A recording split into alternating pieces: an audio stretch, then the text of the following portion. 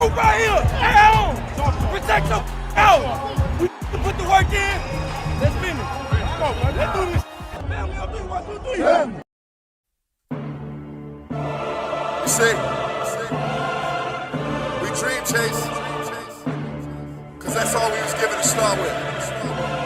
Then we realized the dream was obtainable. Now look at us.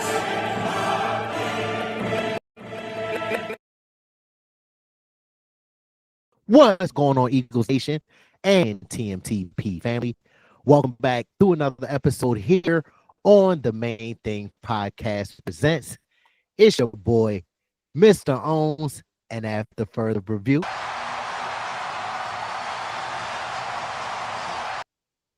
the call stands. I'm still official with no stripes. Family, this is your man, Big Huss, the one you trust, bringing you all your Philadelphia Eagles latest. Hey, man, I hope everybody's having a great weekend. But with our second preseason game in the books, man, we got some things to talk about, man, from long drives, some special teams action, some encouraging defensive plays that really, stood out and caught our eye. But before we jump into that, Mr. Owens wants to holler at y'all. Hey, let's continue to do our part as a community and a family. Continue to make sure to like these videos. It helps with the visibility in the algorithm. Disrespect those comment sections. Share and subscribe to the community and our content. And last but not least, don't forget to do this, all right? Make sure to turn on them noties and keep your ears and eyes peeled to the street like your local neighborhood watch so you don't miss when me and Big Cuss continue to drop this pressure on y'all. Let's get it. All right, let's get to the nitty gritty. So we open the game piss poor. Browns drove right down on a 13-play drive, 63 yards. It lasted over 8 minutes. They were running the ball at will. Honestly, it didn't give a lot of encouragement to the fans as to not necessarily the starters, but the depth pieces, because as we all know, things happen. Players get injured from time to time, and you have some players who don't have to come in and spot playing field.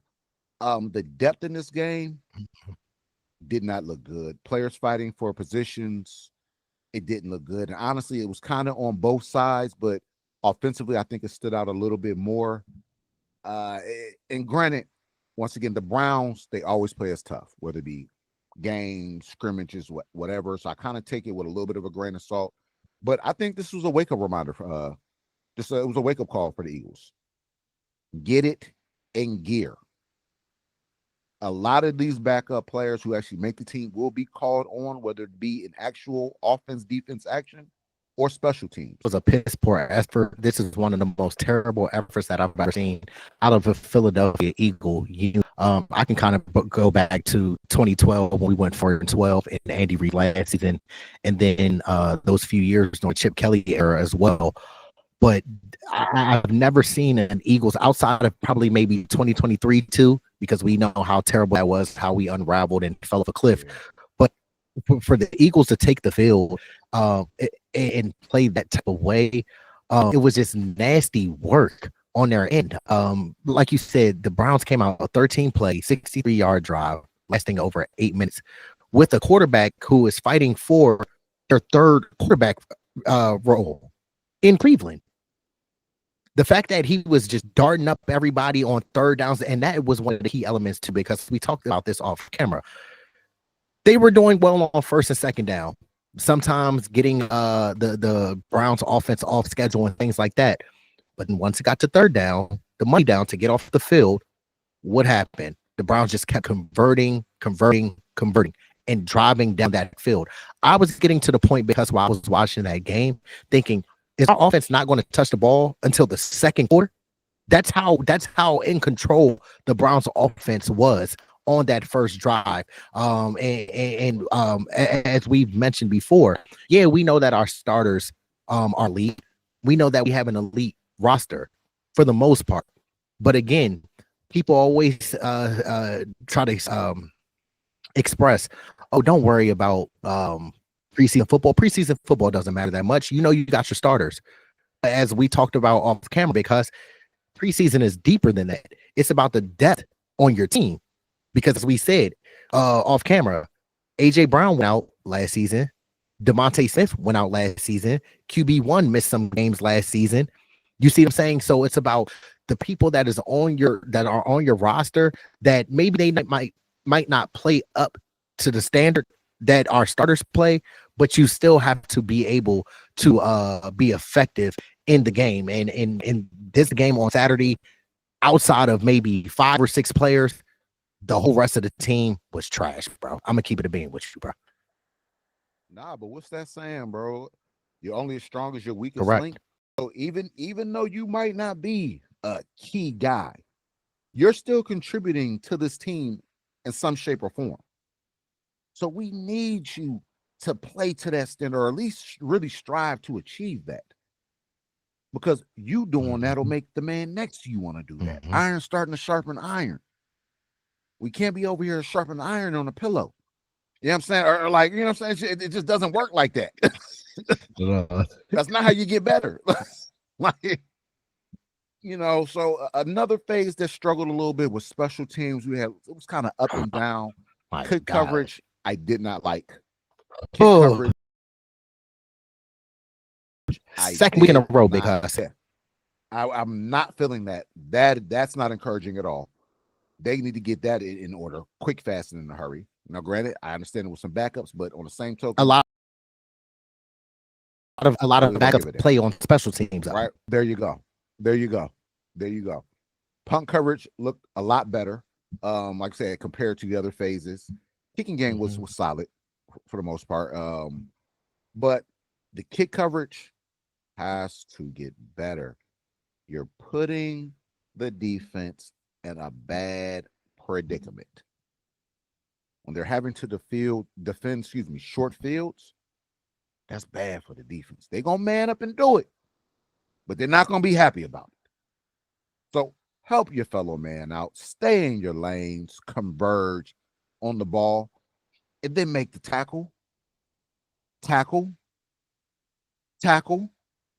the tackling in this game was poor too. Let's make sure that we're tackling.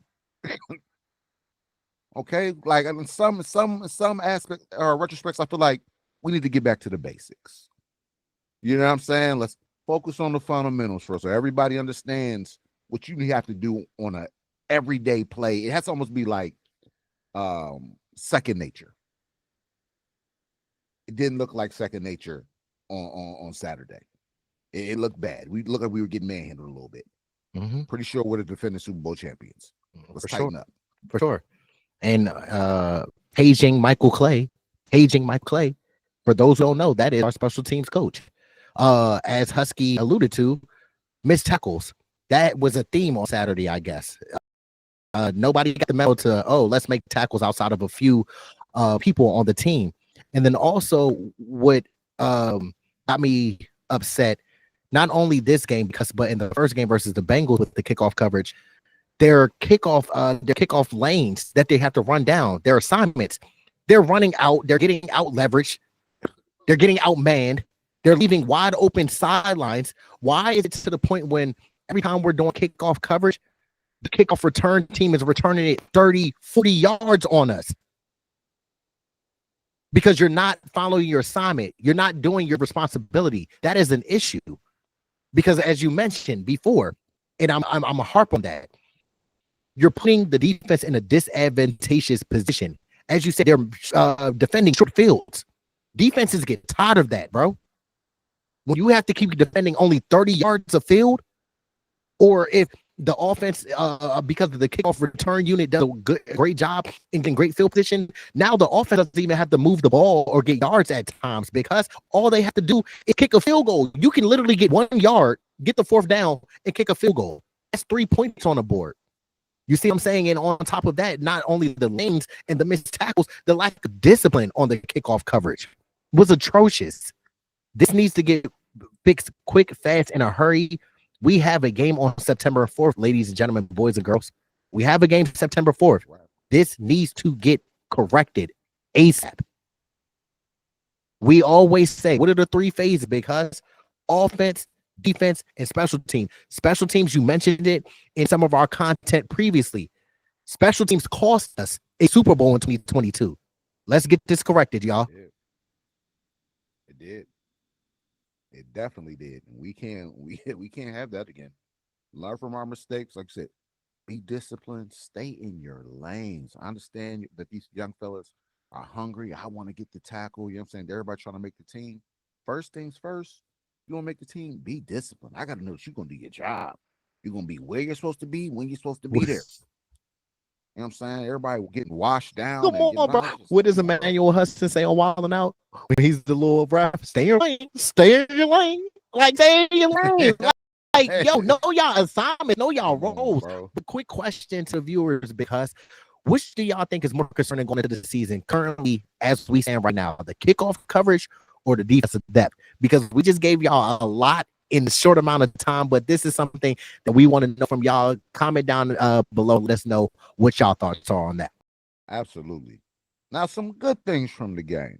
Man, our young second-round pick, man, Mukuba. You know what I'm saying? Drew showed up. Bull had I believe it was a 75-yard pick-6. Took that thing to the crib. Did a little bird. I said, okay, young boy, show up and show out. That's what I told y'all. It's just a matter of time. The ball just needs reps. He's going to be like that. Once he really digests and knows the playbook inside and out, that's when he's really going to start to play free. And you're going to see more of that. He then came back later, had a fumble recovery. You talking about 2 turnovers on a day? And your first preseason game? Come on, baby. It can't get much better than that as a young defender for real. So he came up, he really delivered. It was just for him, like I said, it's the reps, bro. It's the reps. I can honestly say I believe at one point it really will be him and Reed back there. It's just he has to keep his body healthy. You know what I'm saying? Now, honestly, he might even need to get a little bit bigger. I don't know how much he can pack on the frame. You know what I'm saying? To digest that playbook, bro. Show up and show out, young man. Hey, happy for you. Keep it up. All right. We also have who else made some plays in this game? Made a handful of plays. He had Azeez. One play that stuck out particularly in my mind because it was the jerk and slide that he did on an offensive lineman. So for those who don't know, the jerk slide is when you engage with the offense player, trip through, slide around them, and it's all about hand usage, leverage, and slipping under the blockers. Also, he did a fabulous job in doing that. Honestly, probably the best pass rush move on the day. Out of all the D linemen, that was probably, and even him, that was probably his best rep. You've also had Patrick Johnson. He stayed home on a crucial end around. They were trying to fool us, doing a little bit of trickery, but Patrick Johnson, I done seen it all, man. I ain't no rook on these streets. You feel me? So stay home, made a great play, man. We've always talked about Patrick Johnson. I think that he is a great player, bro. High effort guy. I genuinely believe that he deserves to be on this roster. I think he's earned his time here. You know what I'm saying? And just he's put in that work, man. He's put in that work. So those are some guys. You also had Jahai Campbell. He came up with a sack on Dillon Gabriel. Young bull. He's gonna get better with time, y'all. He's gonna get better with time, y'all. The young man is a problem. No wonder why how we had to take him in the first round since what was that, 1979 or something like that? That we ain't taking first round linebacker. You can see it. You can for sure see it. He moves different. He moves different. I'm not gonna lie about that. Then the versatility, they had him off ball. They blitzed him. I seen him on the edge. I'm like, okay, this is a real chess piece here, y'all. Every instance and scenario that they put him in, he's never looking out of place. I don't look uncomfortable. Like when you see, we spoke off camera, when you see Keely Ringo line up sometimes, I look uncomfortable. I'm not comfortable with my stance. I ain't feeling this. He was feeling it. He was bringing the noise, man. These young pups on defense. We remember, even mentioned the Vanilla Gorillas last little bit. And then we can't forget about X-Man Jr. X-Man Jr. sideline to sideline, reading, reacting, see ball, get ball.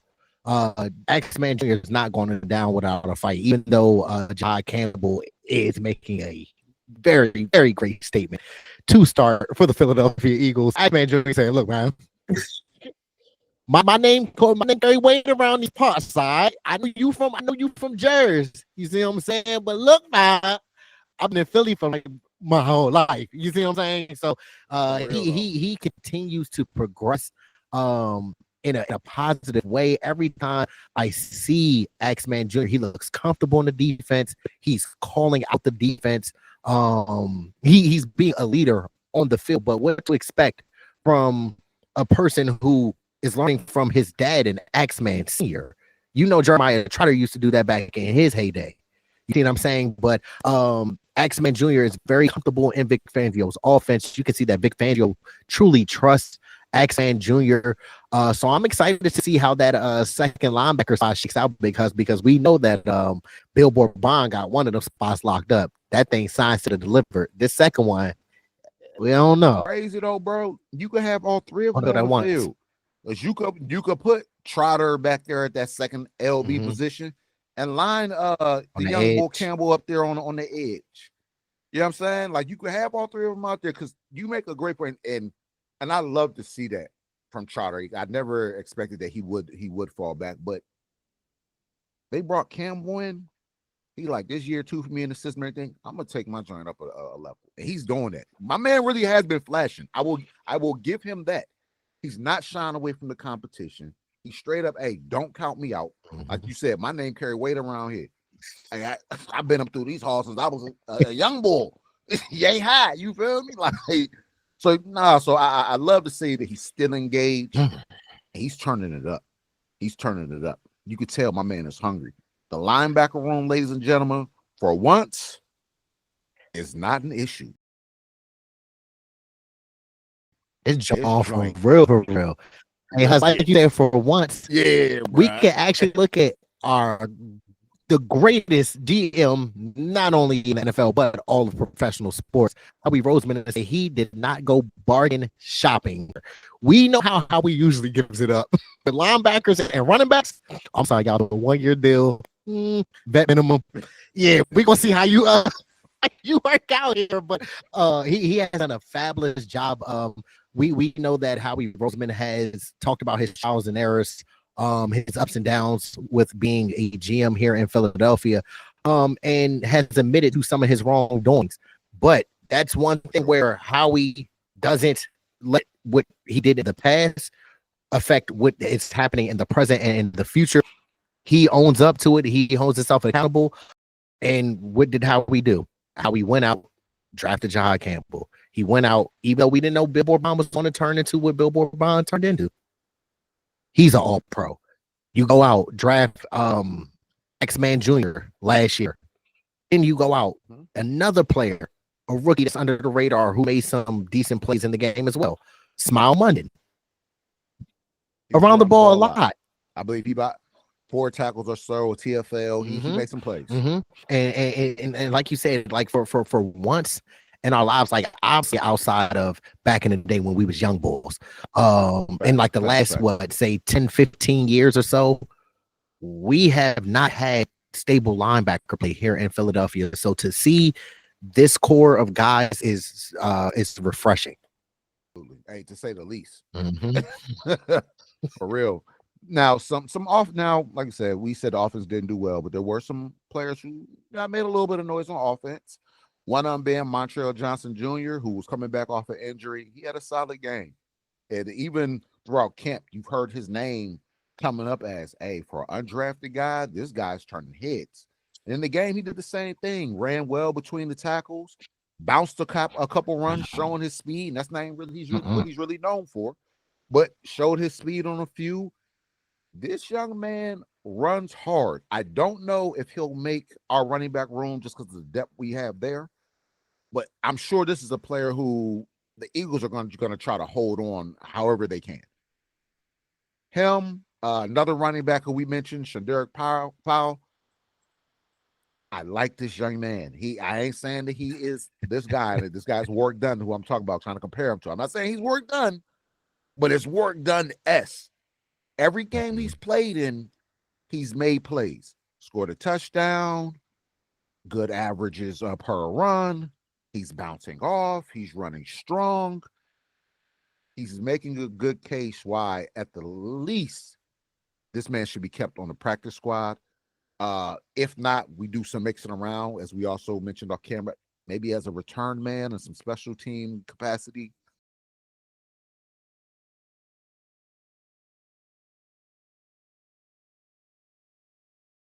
Because to your point, to add on, some players where you feel comfortable if you do put them through waivers that you can get them back for the practice squad. These two gentlemen that you name, I don't feel comfortable enough that they will clear through waivers and be able to get to our practice squad. So we have to find a way to keep these two young men on our 53-man roster, because Montrell Johnson, to me, balance and vision are elite.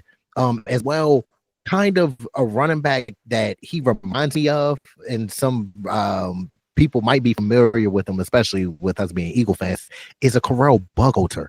That's the type of running style that he gives me. He's not the fastest, he's not the biggest, but his agility, he can move, he can bounce outside, as you mentioned, he can run in between the tackle. He gives me more like a Correll Buckholter type of style, or even if you want to take it back in the day, in the mid to late 90s here in Philadelphia, you could say a Charlie Garner. He's not as big as a Charlie Garner, but he has the same similar running style to me as a Charlie Garner. I think the Buckholter, right? I think I like the. Like you say, he's not the fastest. I'm not the most powerful, but I still run hard. I still get them tough yards. I have enough wiggle. You know what I'm saying? Like, yeah, I like that. I like that. And hey, Montrell runs hard, y'all. He runs hard to be, like I say, he's not an AJ Dillon, but to still kind of come with that type power and violence. Yeah, bro. He look good. I ain't gonna lie about that. Kyle McCord. Quarterback room, this wasn't the best day for quarterbacks. I'll put it like that. But Kyle McCord had his moments. He had a tush push. The tush push seems to be unstoppable. I see why they hate it.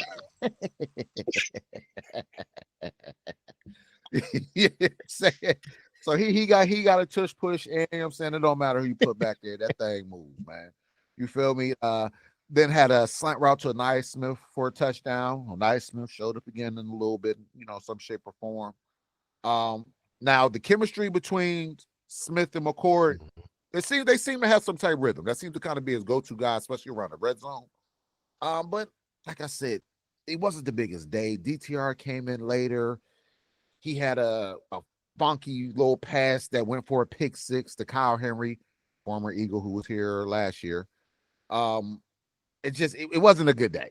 I put it like that. It wasn't a good day for them. They're going to have to step it up, because one of them is going to be QB3. QB1 and QB2, we know them things a lock. But you never know how things go. Ask the 49ers where, hey, we need a third quarterback. I really trust neither one of these guys. Ask the 49ers, that's like wants to be a millionaire. Let me phone a friend.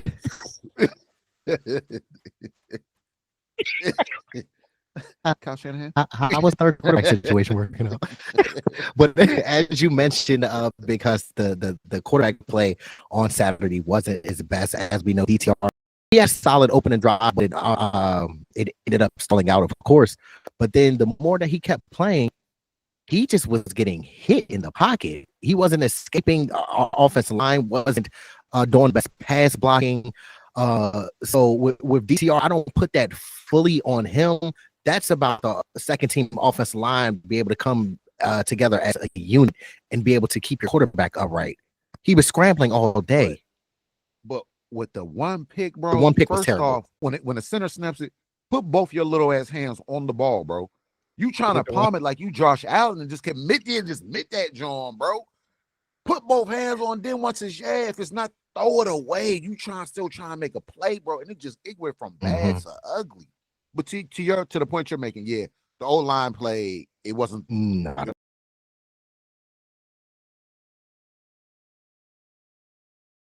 We're not going to put it specifically on the old line or specifically on the quarterbacks. Both parties need to do better, because DTR, like you said, if you're trying to vie for a third quarterback spot, that ain't the way to do it. That is definitely not a great showing. I would say, as you know, we got the Super Bowl MVP right in front of you. And obviously Tanner McKee has grown into what he has grown. So you see the quarterback play that is in front of you. With you coming, I don't know how they. I'm not trying to crack no jokes because we know that Cleveland's defense is very stout, usually year in and year out. I don't know. I'm going to their offense. I don't know how they do in Cleveland with their quarterbacks. I mean, obviously, as we see since 1999, they had about 30 different quarterbacks. So we see that, but this ain't Cleveland. So that needs to get sewed up quick, fast, in a hurry. But Kyle McCord, when he came in, he had his few plays. It was some plays that he wished that he could have got back. But for the most part, he looked composed. He's still in the pocket, especially on that slant route that you mentioned to Ainias Smith. He took that hit, stared down the Cleveland Browns defenders, stared down the barrel, boom, threw a great pass to Ainias Smith. But for that third quarterback spot, somebody's going to have to separate. I know that they always say that DTR usually has great practices, but in the game, that's when it matters most, and you struggled. You struggled. And that's it. It's just, and look, and I know, like as I mentioned, you're not playing with the starters, man. There's no Landon Dickerson, there's no Lane, there's no Saquon. You're not throwing a Smitty and AJ. I understand that. I'm not expecting for DTR to go in there and light it up because I understand the situation, but you're a vet, big dog. And this is a defense, truth be told, that you practiced against for the past couple years. You know this defense. You know what's going on, what they like to do. Great point, what they like to do. You know what I'm saying? So it's like I expected a little more than what we got from him. You've been around, bro. Fight for that QB3 spot, competitive. He's played a lot of football. You know what I'm saying? Use your legs. It's okay to run. I think you want to show you a passer. If the O-line is trash and I want to block, take off. I ain't mad at you. Your game positive yards, bro. Move the chains, big fella. You know what I'm saying? But no, hey, man, it was all around. I would say we needed more effort out of the Eagles during this game. Like I already know the Browns are always going to be a tough out. They're always going to play you tough. Stout defense, you know what I mean? They have decent line, some weapons, you know what I mean? They've always been a quarterback away. They may have fixed that. You know, we'll see. But it's just, hey, y'all backup players, look at the man ahead of y'all and be like, hey, this is what I should be striving for. Because you got some all-pros and some Hall of Famers who you're sitting, you know what I mean, behind, and you're like, man, look, I need to soak up all the knowledge I can while this person is here. Because they might not be here next year. You know what I'm saying? So let's make the third preseason game a little bit more of a fun watch for as an Eagle fan. You know what I'm saying? Just some takeaways and some storylines moving forward as we progress. As you mentioned, aforementioned the third preseason game that we have coming up this week. Of course, we mentioned the defense show flashes of playmaking, but still needs more consistency against longer drives. Special teams are split. The punt team looks disciplined. Kickoff unit needs major attention. That is something that we need to focus on before it starts to spiral too much out of control. Players like Mukuba and Montrell Johnson are making their case for more reps. We've already explained why we feel that Andrew Mukuba, as you mentioned, he needs more reps. We explained why Montrell Johnson needs more reps. We're going to see if they continue to trend in the right direction. And finally, Kyle McCord is proving that Philly system can keep rolling no matter who the quarterback is. But I want to say as early as last week, DTR was in front of Kyle McCord in the third quarterback competition. But after this, I'm kind of thinking that Kyle McCord has moved into the third. At the end of the day, man, we're seeing some growth from some players. Some players aren't growing. You know what I'm saying? But it's still preseason. We got a lot to clean up. You know what I'm saying? There's one more preseason game before teams have to officially cut their rosters down to 53, and that an NFL season officially begins. But we're building confidence. You know what I'm saying? We're finding those diamonds in the roughs. We'll see how this goes. Hey, thoughts, comments, any feeling y'all have, drop it in the comments. Let us know who you think might have stood out the best in this last preseason game. Maybe we missed something. Maybe we weren't watching the same game. But let us know, man. Yeah, for sure, bro. Like we said, man. Like we said, man. Just let us know. To reiterate what Big Hush just said, let us know down in the comments. Who do you want to see at cornerback 2? Is it somebody in house? Is it somebody who we might want to wait until roster cuts, as you just mentioned, Big Huss, to get down to the 53 and see maybe if we can get a corner, somebody who got cut, or do we need to make a trade? Because from us highlighting all these different things that have gone on with the Philadelphia Eagles, the one concerning position that sticks out in my mind is CB2, as we talked about off camera, because we're not going to take too much longer, and we're going to wrap this up. But as we talked about on camera, because we kind of were confused to the point, okay, I know we wanted to go push the youth movement, right, and be able to control, be more flexible with players that are on their rookie deal or on a 1-year deal, but we lost Slay and Isaiah Rodgers. And as we talked earlier, because both of them signed a $10 million contract. Isaiah Rodgers signs a 2-year boy, $10 million in Minnesota. Big Play Slay signs a 1-year, 10-year boy with Pittsburgh. Now, are we kind of regretting not bringing back Slay or Isaiah Rodgers? Because what we saw out there between Keeley, Adoree Jackson, somewhat Jacorian Bennett, BJ, what's the Bulls name? BJ Johnson, number 35. It ain't looking too good at the cornerback positions. It's not. Now, just note on the cornerback here, real quick.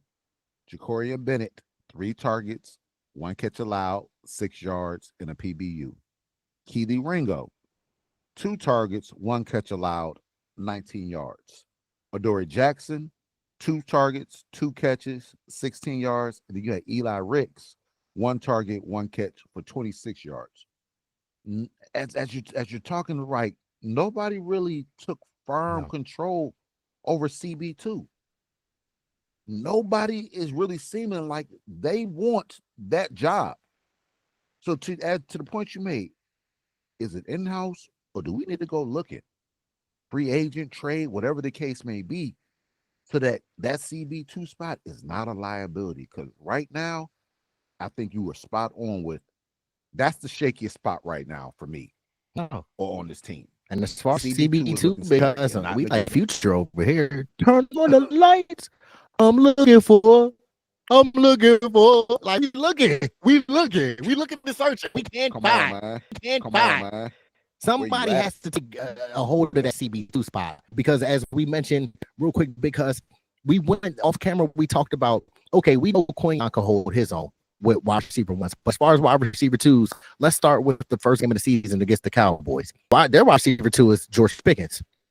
Let's go to Minnesota that we play this year. Their wide receiver 2 is Jordan Addison. Let's go to the Rams, who we play this year. Their wide receiver 2 is Devontae Adams. If y'all catch my drift, if y'all picking up what I'm putting down, you're going to need the CB2 over there that can handle their own.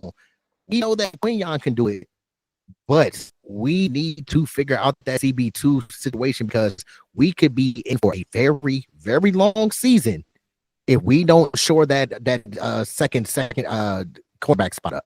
God forbid Q get hurt. Please don't. Knock on wood. Knock on wood. Oh my goodness. You feel me? It would look really bad in Philadelphia at the cornerback spot without you having to move Cooper DeJean around and start doing some things you really don't want to.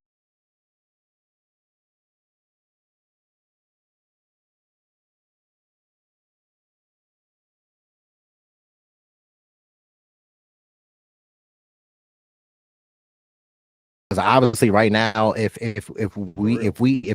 the season, hypothetically speaking, if the season started today, the only person that I trust for real, to be honest with you, in CB2, and he hasn't really shown me that much because he's only been here for what?